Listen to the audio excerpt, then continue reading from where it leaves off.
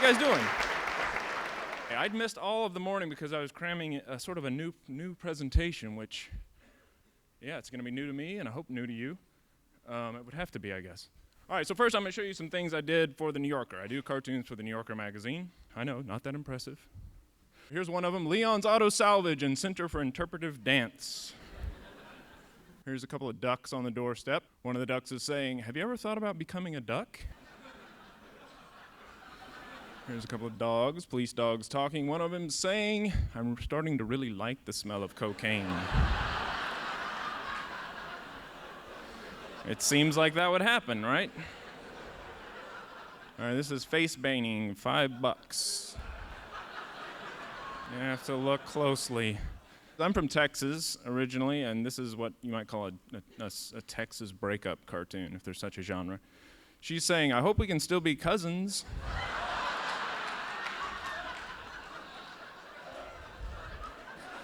Surprisingly, they ran that in a fancy pants literary magazine.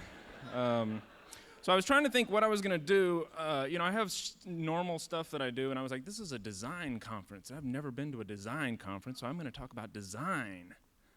I'm going to talk about how I designed my life so that I didn't have to have a real job. That'll be fascinating. No, then I thought, I'll talk about design of cartoons, something I never get to talk about because it sounds pretentious. But I'm going to call it Things You Might Not Think I Think About. So first, we're going to define some things. Probably someone has defined design. I guess to me, it is like arranging things in an effective and aesthetically pleasing way. Effective might be more important than the aesthetic pleasing, in my opinion. All right, so let's define cartoon. Cartoon is, at least the way I do it, as a single panel gag cartoon. You know, there's comics and then there's, graphic novels. But for what I do and what like Gary Larson would do in the Far Side, is a joke delivered through a picture or the combination of a picture and words. This is complicated stuff. I know. So then what is a joke? It's not like you think, like knock knock or a rabbi and all that business. Although I guess it could be. That is also a joke. But in terms of what I'm speaking, it's anything that is designed to get a laugh. A moment, or it could be like an arched eyebrow in a comedian's routine, or it's verbal. It's a joke, but it is also made of two things. Just like cartooning, picture, words, a joke is made of two things: the setup and the punchline. High level, we're talking about here.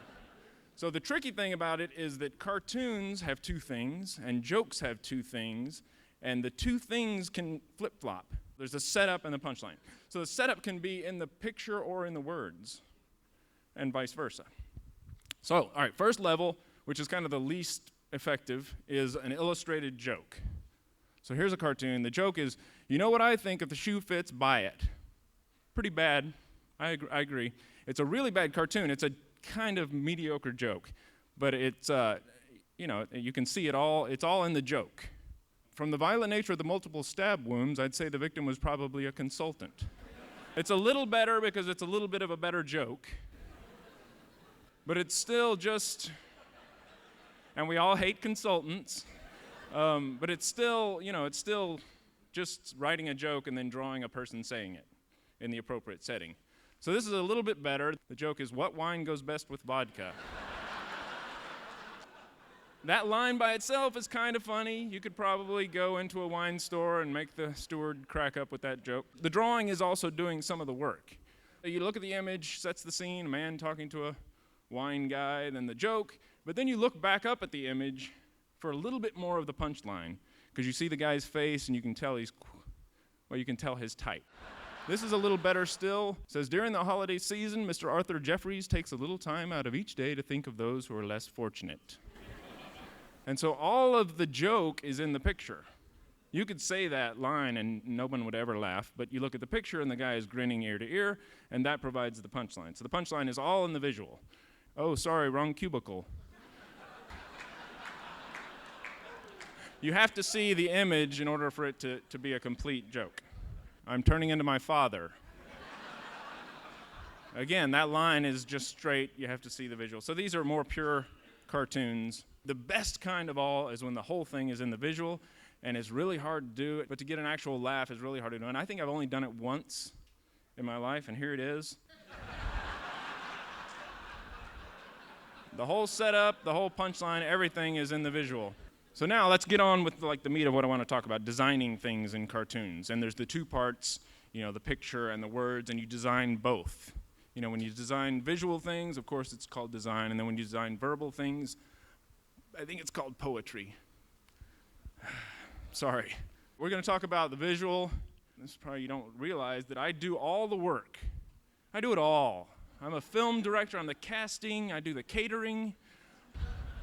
And, just like in art, I work with composition, all these things that, when you talk about them in context of cartooning, it makes the cartoons really not very funny. But I'm going to risk that. So here's a cartoon. You can see I did the lighting. I did the casting. I did the wardrobe, hair and makeup. And it's all designed to deliver this joke. These feelings of inadequacy are common among the inadequate. All these angles point to the schlubby guy on the couch. You see how all the lines are pointing right to him? The light is hitting his face because that's the joke. You got to see his face and his facial expression. Here's another one. The joke here is, Wilfred, did you leave the lid off the body glitter? So this joke is, about, I don't know. It's about imagining that man with body glitter. And so I wanted him to be feet first at you, which is the grossest possible angle. Maybe even a little bit crotch first. I wanted you to see, a little bit of the crevices in which glitter might collect.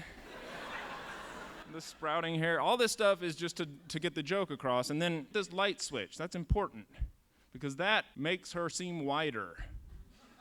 It also brings your eye to her and then back to him. Scientists saying, just as we expected, they're beginning to form a boy band. All the faces are crammed into that little area, which is also right above my signature. So here's another one. He's saying, you reckon it might be time to start thinking about a new nickname, Slim? All right, moving on. His and hers moving vans. Sad. More sad than funny. This is scale. I think it's very important that this guy is very small and lonely in the middle there. You don't need to see his face. You didn't think I thought about this stuff, did you? So this is Buck's Trucking, safety third. All these lines send you into the collision here. Here's a pirate with a different utensil for his hand. So the joke is he's saying, I was in a different place then. This seam in the wood is actually on purpose. Makes it not funny, suddenly. All right, Kingdom Hall of Jehovah's Witnesses, no soliciting.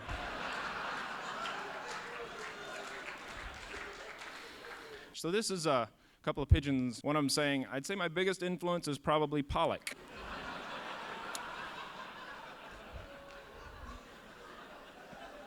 This one the New Yorker did not buy. They don't think bird poop is funny. Apparently we all do. What I want you to think about is the vertical drop and its explosive potential. I wanted all these angles to send you out into this empty space, and then I wanted the shading to remind you that, it's distant down there. So that's the whole point. Let you think about that. All right, so now let's talk about the verbal design. Word level, you want funny sounding words, but not too funny. You can read that. All right, next thing right here. So this is a caveman gag. He's saying, is this the spatula or the whisk? Now, to me, I started because I think the word spatula and whisk are funny words. That's where I started. And I think I'm right. And I think whisk is a little bit funnier than spatula. So that's why I put whisk at the end. Is this the whisk or the spatula? It just doesn't work for me. This is interesting. I did these books, the Rejection Collection books, and I asked all my New Yorker colleagues to tell me what I gave them a list of birds and to tell me what they thought was the funniest. So I gave them penguin, I gave them pigeon, I gave them chicken, and I gave them tufted titmouse. It's kind of funny. So I asked them to rank them in order of funniness, which ones they thought were the funniest ones, because we really think about this stuff. So this is what they came up with. Chicken, by far, is the funniest bird. Does that surprise you? Not me. I was right with them. Penguin, pretty funny, but a little too funny. Not as chicken. It's like a Charlie Brown of birds. Pigeon, not funny really very much at all. Tufted titmouse, nobody voted for tufted titmouse. I don't know what that means, but I'm going to talk a little bit about word work. Normally you hear people say word play, but no, it's work, folks. All right, so I take a phrase and I add words to it. So this is, give me the purse and the matching pumps. The phrase you would expect a robber to say is, give me the purse, so I just added on and the matching pumps. And notice the matching. It can't just be, give me the purse and the pumps. Because this is a guy, a mugger who is interested in fashion. So the matching pumps is important. Switching words. You take a phrase and you just switch a word. So this guy is saying, I'm here to fix the lasagna. Going up in level of quality, I think. But all I did, obviously, was take a word and throw in lasagna there, and it's weird, kind of funny. But it's better when you can switch words that add an additional comedic concept. All right, so here's one. The guy's saying, I feel like a man trapped in a woman's salary. So it's just switching that word, and luckily, it's also adding a level of social commentary, which I didn't intend. If I had sat down and said, I'm going to do a cartoon about the inequality of salaries, it wouldn't have been funny, right? So I backed into it and got lucky. And so this is the highest level, I think, switching words, then adding a visual to complete the new comedic idea. So you switch a word, which provides a new comedic idea, and then it also provides, an idea you can tweak the visual to make it even funnier. So I said I was from Texas, right? So this is, don't mess with Connecticut. That's particularly funny if you're from Texas. Joke rules. There are rules, folks. Rules. 3 of them, I think. Here's the joke. Careful, these plates are extremely dirty.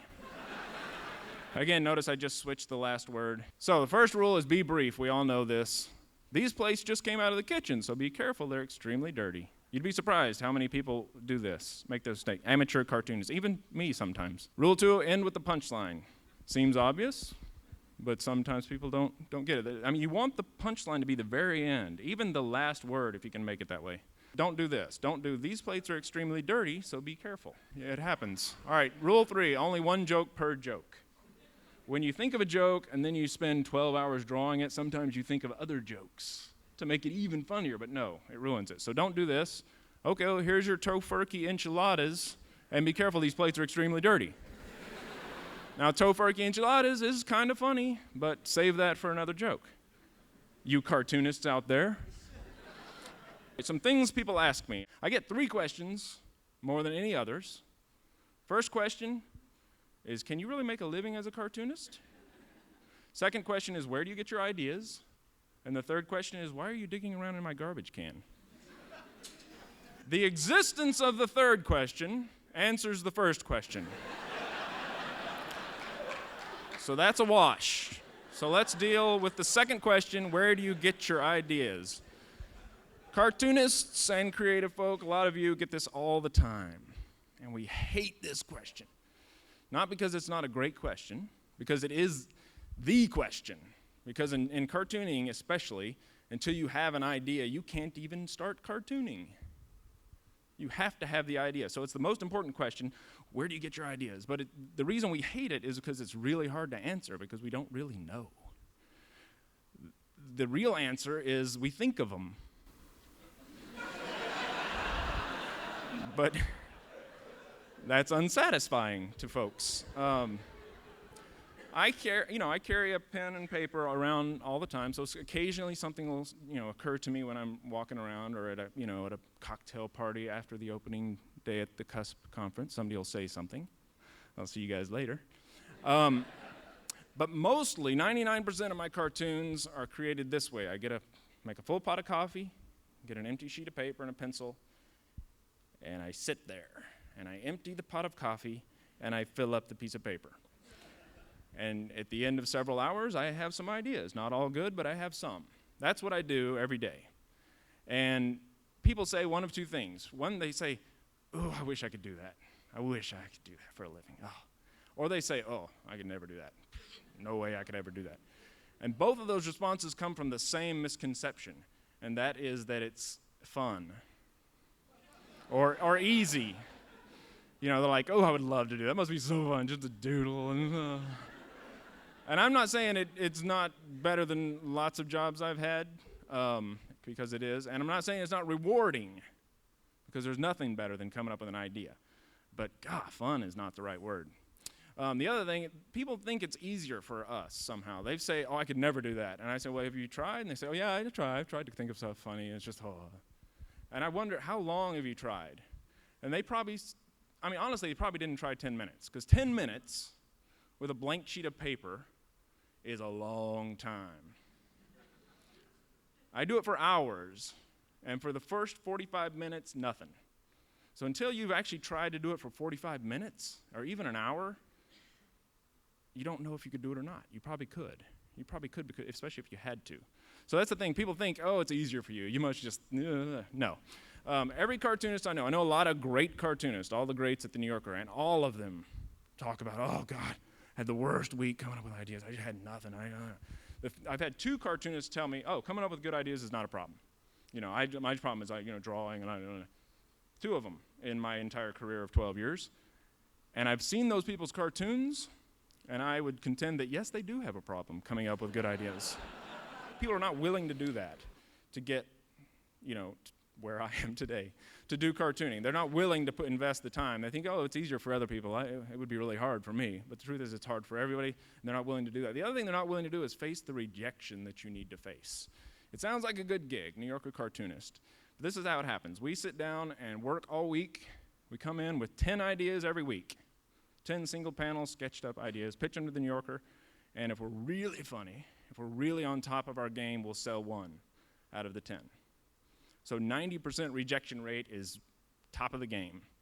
Lately, for me, it's been more like 20 or 30 before I sell 1. It just comes and goes. So that's the reality, the tough thing you have to learn. And I've learned to treat it like a mother sea turtle.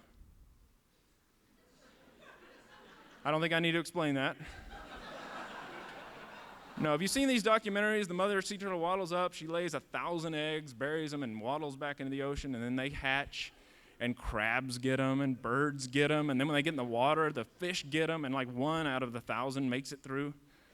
That's the attitude you need to have as a cartoonist. Make a whole bunch of babies, and 1 of them will swim through, hopefully. So in light of that, in light of the idea of dealing with rejection, 10 reasons why cartoons get rejected from the New Yorker. And I'm going to use my rejected cartoons as examples. These are 10 that no one has ever seen, well, except in the Rejection Collection books. Reason number 1, the cartoon is too lowbrow. The New Yorker is sort of fancy. Please do not feed the animals chili. It's a farting elephant joke. Even if you call it a flatulent pachyderm gag, it's still a farting elephant joke. All right, number 2, too politically incorrect. Here's some Native Americans. Go Indians. I don't know, it's pro-Indian. All right, reason 3, too dark. And by dark, I mean bad things happening to animals or children. This is a Halloween party. The hostess is saying, come on in. The kids are in the backyard bobbing for pink eye. A little true. Reason 4 is it's just too weird. Got a 2-headed kid here. One of the heads is saying, kids at school call us 8 eyes. Too weird. I've got lots of weird ones. Here's another one. The woman is saying, she's a wiener cat. It's weird. The New Yorker doesn't understand. Reason 5 is they're too political, and I don't actually have any examples of this because I just don't watch the news and because the New Yorker doesn't buy this stuff. Newspapers do this. So reason number 6, it's too difficult to get, and when you do get it, you think it's not worth the effort. Anyway, you might say that all New Yorker cartoons they accept are like this, but here's one that for some reason people don't get. Caption is sellouts. You guys get it? I don't know. Reason number 7, it's just too dumb. Too dumb for the New Yorker. This is horse-drawn carriage. It's actually one of my favorites. I am dumb. All right, reason number 8, just too bad. I'm going to show you, because they're not all good. I can't pretend that the New Yorker passes over all my gems, because some of them are just bad. You just got to show up with your 10. Sometimes, yeah, it's the best you got. So this one's bad. He's saying, it's from my Swiss account. I don't think you guys should laugh at that. That encourages the wrong behavior. And notice I didn't even bother drawing this one nicely. This is the rough sketch level that I pitched them. I was like, it's not worth it. Reason number 9, too dirty. Guys saying, you say sex pervert, I say horse enthusiast. You're not going to see that in the New Yorker. All right, reason number 10, this is the end. All of the above. Balloon genitals, $5. There's some bad things happening to children. All right, thank you guys very much.